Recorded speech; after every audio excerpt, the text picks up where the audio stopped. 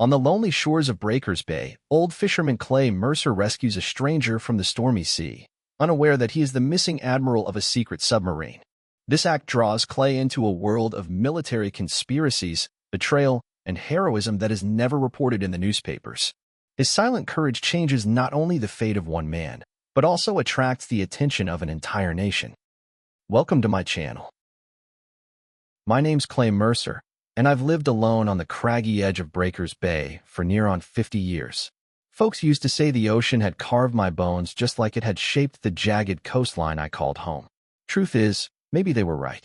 At 74, I'm more salt than man, weathered and creaking, like the little cabin I built with my own hands when I first came here. Tucked against the wind-hollowed rocks, it's the last outpost before the land gives up and lets the sea take over. Every morning, no matter the season, I wake up before the sky gets its colors back. I haul myself out of bed, brew black coffee thick enough to chew, and push my old dory into the water.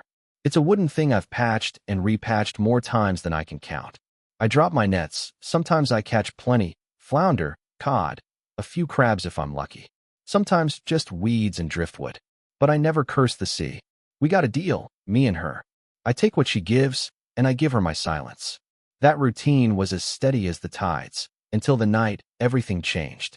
It started with a warning on the radio. A hard nor'easter barreling down faster than expected.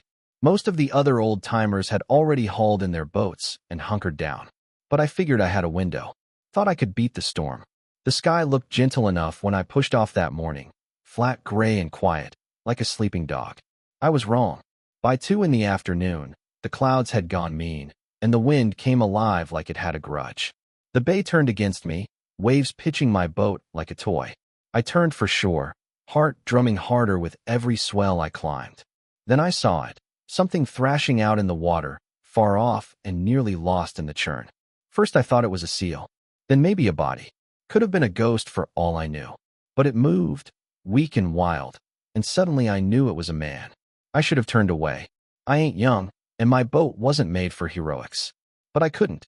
I never could, not even back in Nam. Not when someone needed saving. I fought the waves, got closer, threw him my only life ring. He grabbed it, barely. Couldn't swim a lick. Just floated there like a half-drowned ghost.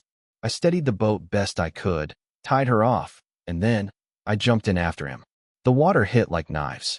Cold and sharp, like it wanted me to turn back. But I swam anyway, teeth clacking, muscles screaming. Somehow, I got an arm around him, dragged him back inch by miserable inch. By the time I rolled him over the gunwale and climbed in after, I was shaking so bad I couldn't tell if I was alive or already half dead. He was maybe 50, lean but built tough, military tough. Through the shredded fabric of his soaked shirt, I saw an old tattoo on his chest. It looked like a Navy emblem, maybe a subunit, but I couldn't be sure. "How far to land?" he croaked. His voice was hoarse, shaking. 20 minutes, give or take. I told him, wrapping him in the wool blanket I kept for emergencies. "Hang on." He nodded, then passed out cold. I kept my hand on the tiller and my eyes on the dim outline of my cabin lights, barely visible through the wall of rain. The storm screamed, but I didn't say a word. My prayers ain't loud anyway. They live behind my ribs. I didn't know it then, but that half-drowned man would change everything. Dragging him from the boat to my cabin wasn't easy. My knees ached like fire, and twice I slipped on the slick rocks, swearing through clenched teeth. But I've been stubborn since birth, and I wasn't about to let a half-drowned stranger die on my doorstep. Inside, I stripped off his wet clothes. Not easy with a man unconscious and half-frozen, and noticed more tattoos and more scars. Not the kind you get from bar fights or bad luck. These were combat scars, deliberate and old. I dressed him in my spare thermal set and flannel, then stoked the fire in the old wood stove until the place was warm enough to peel paint. The storm was still raging, wind howling like a pack of wolves, windows rattling like they wanted out. But inside that one-room cabin, it was just me, him, and the long silence of people who've seen too much. I sat in my creaky rocker and watched the rise and fall of his chest. He was breathing, barely, but steady. I checked his pulse now and again. Always fast, like his body was running from something even while his mind was gone. It wasn't until just before dawn that his eyes snapped open. No slow blink, no confusion. Just open. focused, like a switch had flipped, and his gaze locked on me like he was calculating range and threat level. "Where am I?" he asked, voice low but solid. "My place," I answered. "Breakers Bay. You were in the water. I pulled you out." He nodded once, the kind of nod soldiers use, short, efficient, respectful. Then he tried to sit up and winced hard. "Still made it, though? Tough bastard. What's the nearest town?" "Port Halstead. About 12 miles north. Grocery, post office, 2 bars, and too many tourists when it's not freezing." He nodded again, scanning the cabin. Eyes always moving, never resting. That's when I knew this man wasn't just military. He was still in it. In his head, anyway. You don't unlearn that kind of alert. "I need to stay out of sight," he said, matter of fact. "Just a few days." I watched him for a long second. Thought about the risks. Then I shrugged. "Not like I'm throwing dinner parties. Stay as long as you need." When I asked his name, he hesitated. Then said, "Call me Jack." Just Jack. I didn't press. Didn't have to. Over the next few days, I learned more about Jack by what he didn't say. He moved like a man trained to stay alive, never stood in front of a window, always sat with his back to a wall. When I dropped a skillet one morning, he was on his feet in a flash, eyes scanning for threats. It was instinct, not panic. Survival etched into his bones. And then there was the note. I found it while washing what was left of the clothes he'd come in. Stuffed in the back pocket, waterlogged but mostly readable. 2 phrases stood out: USS Dagger Point and Operation Silent Mako. I recognized the first as a subclass. The second? Never heard of it. Might have been nothing. Might have been everything. I put the note back where I found it. On the 3rd morning, I came back from the water to find Jack standing out near the cliff edge, staring at the sea like he was trying to remember something he'd never said out loud. "They'll be looking for me by now," he said without turning. "Who's are they?" "People who think I betrayed something important." He finally faced me, as hard as iron. "I didn't. I protected it. But I don't know if that'll matter." Later that day, the black SUV showed up. 3 men in civvy stepped out. Clean cuts, square shoulders, serious faces. Claimed they were with the Department of Defense. Said they were tracking someone who'd crossed into U.S. waters illegally. Possibly armed. Possibly dangerous. I kept mending my nets. "Storm kept most folks inside," I told him. "Ain't seen anyone strange." They asked to look around. I didn't stop him. Wouldn't have mattered if I had. They searched my cabin, my boat, even checked the shoreline behind the driftwood piles. Found nothing. Before they left, one handed me a card. Just a number printed on it. "If you see anything, call. It's national security." That night, after they were gone, Jack came out from wherever he'd holed up. Took the coffee I offered him, nodded in thanks. "Why didn't you tell them?" he asked. "Man washes up half dead in a storm," I said, "and the first thing he asks for is time to hide? That either means he's running from something bad he did, or something worse someone else did to him. You don't strike me as the first kind." "You can't know that," he said. I smiled. "Been reading people longer than you've been breathing, son. I'm usually right." We sat in silence after that. 2 men with too many secrets between him and not enough reason to share. But that night, I felt the world tilt just a little. Like whatever Jack had brought with him was only just getting started. By morning, Jack was gone. No note. No goodbye. Just the quiet emptiness of the cot where he'd been sleeping and the faint smell of wood smoke in the flannel I'd loaned him. It shouldn't have surprised me. A man like Jack doesn't stay still long, not if he's running from something that knows how to find him. What had surprised me was what he left behind. Sitting square on the rough-cut table was a single object, a military challenge coin. Not one you buy in a gift shop either. This was the real deal, deep blue enamel, submarine insignia etched in brass, and the motto, Silent Service, carved in bold block letters around the edge. I turned it in my palm and felt the weight of something much heavier than metal. 3 days later, the law came knocking. 2 local cops this time, young guys, not much older than Jack if he'd had an easier life. They handed me a summons. Seems someone had reported I'd harbored a person of interest tied to a classified military incident. I didn't argue. I'd seen enough bureaucratic muscle over the years to know when the wheels were turning, and it wasn't my job to stop them. A local news crew picked up the scent next. Caught wind of the elderly fisherman suspected of helping a potential deserter. Their segment lasted 3 minutes, but the consequences lingered like oil in a tide pool. Folks I'd sold fish to for decades stopped showing up at the dock. One of them even knocked over my sorting crates at the weekend market.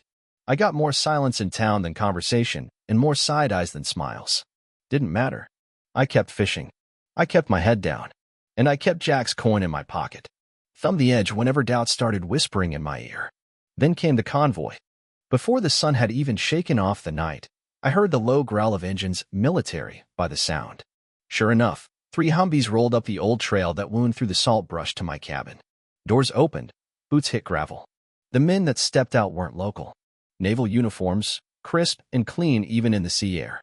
One of them knocked on the door like he was in charge, which, as it turned out, he was. "Mr. Mercer," he said, "I'm Lieutenant Commander Hallstrom. You're being asked to come with us. Matter of national importance." I wanted to argue. My back was already sore, and my catch had been light the day before. But something in his tone told me it wasn't really a request. "Let me get my coat," I said. We drove for an hour. South, past Port Halstead, into hills I'd never had reason to explore. Wound up at what looked like a private research center, boring from the outside, all prefab walls and dull signage. But once we passed through the gates, everything changed. Guards with rifles. ID scans at every door. Rooms sealed with steel and codes. No names on the walls, no explanations. Just corridors full of silence and purpose. They led me to a windowless room with a table and chairs. Left me there with a single folder sitting at one end. I didn't touch it. My gut told me it wasn't for me. Not yet. 20 minutes later, the door opened. The man who walked in wore the kind of uniform they don't make unless you've spent a lifetime earning it. Silver stars on the shoulders. White hair cut clean. Posture like a rifle at parade rest. He stuck out a hand and said, "Mr. Mercer, I'm Admiral Jonathan Fisk, Director of Naval Intelligence. Thank you for coming." I shook his hand. It felt like granite wrapped in skin. "Didn't seem like I had much choice," I said. The Admiral smiled, but it didn't reach his eyes. "No, I suppose you didn't. But I believe you'll be glad you came." Then he opened the folder. Inside were photos. Technical documents. Medical records, maybe. But front and center was a face I recognized immediately, just younger, sharper, more buttoned up. "This," said Admiral Fisk, tapping the photo, "is Rear Admiral Jack Rourke, former commander of the USS Dagger Point, a nuclear submarine classified under deep surveillance operations." My jaw didn't drop, but it came close. "He told me his name was Jack," I said. Fisk nodded. That's all he was allowed to say. I sat there, trying to marry the Jack I'd pulled out of a deadly storm to the stiff-necked officer in the photo. Same eyes, same jawline, but the man I'd rescued had been a ghost of this one. Hollowed out and haunted. Admiral Fisk leaned forward, arms crossed on the table like a man about to deal out hard truths. 5 years ago, he said, the Dagger Point was sent on a covert mission to monitor suspected weapons transfers in the South China Sea. We lost contact with her mid-operation. No distress signal. No mayday. Nothing. You thought she was gone, I said. We declared her lost with all hands, he confirmed. Held the ceremonies, folded the flags. But we were wrong. He slid a document toward me. It was stamped all over with black bars and military codes, the kind you need 3 clearances just to glance at sideways. They weren't dead. They went dark, he continued. Turns out, the Dagger Point was attacked. Not by any known vessel, but by something new. Something that shouldn't have existed. They barely survived. I blinked. Knew how. Fisk's eyes narrowed, the weight of what he was about to say dragging down his tone. Weapon systems that didn't exist outside of theoretical models. Energy profiles that don't match anything in the current arsenal. It was a ghost strike, Mr. Mercer. Designed to disappear after the kill. And they lived through it? Rourke kept the Dagger Point running with the skeleton crew, he said. No contact. No surfacing. For 5 years, they became a shadow. Gathering intel. Avoiding everyone, including us. Why not come home? I asked. Admiral Fisk hesitated, then slid another paper across the table. They found something, he said. Evidence of betrayal. High level. People inside our own defense infrastructure feeding intel to foreign powers. If they surfaced, they'd be targets, not heroes. The silence stretched between us. I could feel it, that slow churn in my gut when a story makes too much sense to be anything but terrible truth. And Jack, Rourke, what happened to him? I finally asked. We planned an extraction, Fisk said. Secure rendezvous. But the enemy moved faster. There was another attack. He was separated. Went overboard during the chaos. And swam to my damn beach, I muttered. Fisk nodded. According to him, he remembered hearing about a Clay Mercer from his father. Said you served on the USS Roosevelt in '68. I stiffened. That's right. He said his dad told stories about a crewman who pulled 3 men out of an engine room fire, saved their lives, took the burns himself. I felt my hand drift to my left shoulder, the burn scars long since faded into stiff skin, but still there. Always. His father never forgot it, the admiral said. Neither did he. When he saw your name, he trusted you. That hit me like a hammer to the chest. I looked down at the coin in my palm. He left this. Silent service, it says. Fisk smiled faintly. That's not just a motto. It's a bond. You don't wear that coin unless you've earned it. He left it for you. That's not thanks, it's legacy. Then came the real surprise. He left us instructions, Fisk said. If I don't return, help Clay Mercer. He's the kind of American we need more than we know. The admiral reached into a side drawer and placed a box on the table. Inside, resting on navy blue velvet, was a medal. I didn't need to read the inscription to know what it was, the Navy and Marine Corps Medal, one of the highest non-combat decorations for valor. For that engine room fire. It got buried in paperwork because of the classified nature of the mission. Rourke made sure it didn't stay buried. My throat went dry. I hadn't thought about that day in decades. But now, somehow, it was rising back up like the tide. I didn't do it for a medal, I said quietly. We know, Fisk replied. That's why you deserve it. And that's when everything shifted. I wasn't just a fisherman anymore. I was a witness. A bridge between a world no one knew existed and the truth buried beneath it. When I left that facility, the sun had already slipped behind the coastal hills. The convoy dropped me at the edge of my property, and the Humvees rolled away without ceremony, vanishing into the evening mist like they'd never been there. But everything had changed. Word spreads fast in small towns, even faster when you've got uniforms and federal SEALs involved. Within 48 hours, the local station aired a segment, Local Fisherman linked to classified naval operation. No one knew what that meant exactly, but it didn't stop speculation. I was labeled everything from a Cold War spy to a covert operative. None of it was true, but none of it was false either. That's the thing about secrets. Once they surface, they float, weightless but impossible to ignore. Then the visitors started coming. Reporters. Bloggers. Curious locals who'd never once walked past the bait shack without pretending I didn't exist. Now they came bearing questions and pre-written narratives. I said nothing. But the ones that hit hardest were the ones who used to call me a hermit or a relic. They came, hats in hand, stammering out apologies they didn't quite know how to say. A woman who once swerved her cart to avoid me at the market now offered me a jar of jam and called me Mr. Mercer, like I was her grandfather's war buddy. The apology didn't bother me. What bothered me was how thin it felt. Like they needed to rewrite their own guilt more than they needed to reach me. I kept fishing. Same boat. Same net. But now when I came to market, my crates sold out before noon. Some of the same hands that had overturned them days ago now rushed to pay double. I still said nothing. Except for one sentence, once, when a camera got shoved too close to my face. I didn't turn away. That's all. And that, somehow, became the quote. A week later, a Navy rep came out to deliver a formal plaque and a sealed envelope authorizing an honorary position. Said they wanted me to help train new naval recruits in maritime survival. Your knowledge is too valuable to die with you, the man said, then flushed. No offense. None taken, I said. But I'll think about it. The same day, a group of young sailors made the trek all the way to my cabin. They didn't knock. Just stood in formation out front and offered a silent salute. Then left. That hit me harder than any medal. Still, the question lingered, where had Jack gone? For all the high-security briefings and declassified drama, the truth was, no one seemed to know where Rear Admiral Rourke had disappeared to. Some said he'd been taken into protective custody. Others whispered he'd vanished again, maybe even gone back under. But I didn't believe he was gone. Not really. Then came the morning the ocean proved me right. It was one of those mornings that makes you pause without knowing why. The kind where the sea is so still, it feels like the sky forgot to move. I was out early, earlier than usual. Couldn't sleep. Something in my bones was humming like a wire stretched too tight. I'd pushed off before the horizon had even blushed. Just me, the old boat, and the rhythmic creak of oars. I drifted out toward the reef ledge, where the cod like to hide this time of year. I was dropping my first net when it happened. At first, I thought it was a trick of the tide. A low thrum, not a sound exactly, more a vibration. It passed through the hull and into my feet like a memory trying to surface. Then I saw it. Ripples. Wide, slow, and spreading outward from a single point maybe 50 yards off the bow. Not wind. Not fish. These were too even, too controlled. I squinted into the glare. Something black rose from the water, impossibly smooth.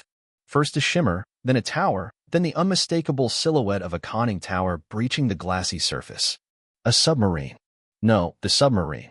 The USS Dagger Point. It surfaced like a leviathan from a myth, quiet, deliberate, soaked in shadow and steel. Water poured from its sides as it rose, the deck emerging like the spine of some ancient beast. And standing on that deck, framed by morning light, was Jack. Full dress uniform. Hat tucked under one arm. Medals glinting on his chest like echoes of battles never spoken aloud. He raised his hand in a formal salute. I stood in my little wooden boat, stunned. I returned the gesture, my fingers moving on instinct, not thought. The years between us vanished in that motion. Just two men, one older by weight if not by years, sharing something only the sea could understand. No words passed. None needed. He held the salute for a beat longer, then turned sharply and descended into the tower.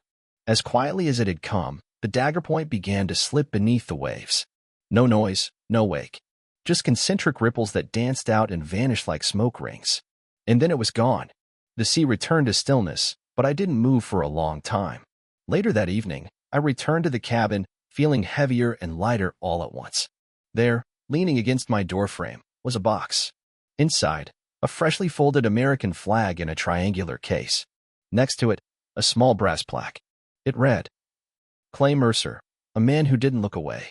I didn't cry, but I stood there a long time with the flag in my hands, and the salt on my cheeks could have come from the sea or somewhere deeper. The days that followed weren't quiet, not the kind I was used to anyway. News broke fast. A Navy subsurfacing just offshore from a coastal town where an old fisherman had once rescued a half-drowned stranger. The story had legs, as the media folks say, and they ran with it. God, did they run. Suddenly, Breakers Bay was on every map. Satellite crews showed up at the market. Drones buzzed the cliffs. Tourists, not yet in season, started making detours from their road trips just to snap photos near my cabin. I had to build a sign that read, no tours, no stories, no lies. But it didn't stop the knocks. People came from all over. Some to thank me, some hoping for details. A few brought pies, like I was a war vet in a Norman Rockwell painting. A couple brought tears, their own or someone else's. Every one of them had a version of what they thought happened. I didn't correct any of them. I just kept doing what I'd always done. Up before dawn, out to the bay, back before dusk. I let my hands work while my heart processed. And yet, despite the noise, the real moment stayed small. One morning, I walked out to find a group of young Navy recruits standing in perfect formation at the edge of my property. They didn't say a word, just stood, caps in hand, and offered me a silent salute. Then they turned and left. No speeches, no questions, just that. I stood there long after they were gone, the wind tugging at my coat, that damn flag in its case heavy in my grip. Because I knew what that salute meant. It wasn't for the rescue. It wasn't for the coin or the medal or even for Jack. It was for not turning away. That's what stuck with people. Not the submarine. Not the mystery. Not even the medals. Just the fact that when someone was drowning, really drowning, I jumped in. And maybe that was all it ever came down to. The simplest kind of heroism. Not grand, not cinematic. Just one person choosing not to look the other way. They say your past doesn't knock, it just walks in when it pleases. That's how it felt one cold morning, when I opened a package with no return address and found a photograph inside. Black and white. Faded, edges curled. A young man in a Navy jumpsuit, crouched beside an open engine hatch. Grease on his arms, sweat on his brow. Me. Behind him, behind me, smoke was already beginning to leak from a nearby vent. A moment before the fire. Someone had captured it, probably for maintenance logs back then. Now it was history. Now it was memory, returned without warning. I hadn't thought about the Roosevelt in years. Not really. I'd pushed those images deep. But the smell of burning insulation, the heat of the deck under my boots, the screams echoing down steel corridors, it all came rushing back. There had been a malfunction. A fuel line, if I recall right. 1 second we were running drills, the next, fire was blooming up the side of the engine room like a living thing. 3 guys were trapped behind a collapsing bulkhead. I could have waited, could have shouted for the fire team. But I didn't. I went in. I don't remember most of it, just that everything was red and hot and wrong. But I got them out. Barely. I spent 3 weeks in the base infirmary, half my upper back bandaged like a mummy. When I got out, there were no parades. Just a handshake from a medic and a quiet, "You did good." I never expected more. So to be handed a medal for it now, decades later, felt surreal. Like some alternate version of me was finally being acknowledged. But the thing is, I didn't jump into that fire because I was brave. I did it because I couldn't not. Same with Jack. Same with the ocean. I've spent a lifetime in solitude. But when someone needs saving, something in me moves without asking permission. That part never retires. And now, with that photograph on my shelf beside the folded flag, I understood something else too. Every act of decency plants a seed. Might not sprout for years. Might not ever. But sometimes, when the storm rolls in and the world forgets who you are, one of those seeds breaks the surface. And someone remembers. A month passed, then two. Spring crept up on Breakers Bay. The mornings came earlier, the fog hung lower, and the fish ran better than they had in years. Nature didn't care about headlines or medals. She just kept on, and I was glad for it. I'd almost convinced myself it was over, that Jack Rourke and the dagger point had returned to the deep for good. Then, just before dawn on a glassy blue morning, it happened again. No hum this time, no subtle warning. Just a shape rising from the bay like the sea had changed its mind about keeping secrets. A submarine, smaller, sleeker than the dagger point, surfaced near the outcrop I call Seagull Rock. Painted black as ink, not a sound or a splash to betray it. Like it had always been part of the water. I put my oars down and watched. A small craft launched from the sub, quiet, tight as a drum, like a stealthy sea spider, and made its way toward me. I didn't move. Didn't need to. When it reached my boat, a single figure stepped aboard. It was a woman. Mid-40s, maybe. Close-cropped hair. Uniform with no name tag. The kind of person who doesn't introduce herself unless there's a reason. "You're Clay Mercer," she said, more statement than question. "Still am," I replied. She reached into her coat and handed me a sealed envelope. From Admiral Rourke. I took it, heart thudding with an old tension I hadn't felt in decades. She waited while I opened it. Inside, a letter, handwritten. No signature. Just a few lines that felt more like gospel than correspondence. "If you're reading this, Clay, it means we've made it back into the black. The fight isn't over. It never is. But I left you something where the stars touch water. When the tides are lowest, you'll see the mark. Thank you for seeing me when no one else could." The woman stepped back toward the launch. "One more thing," she said. "He wanted you to know, the ocean wasn't the only thing that remembered." And then she was gone.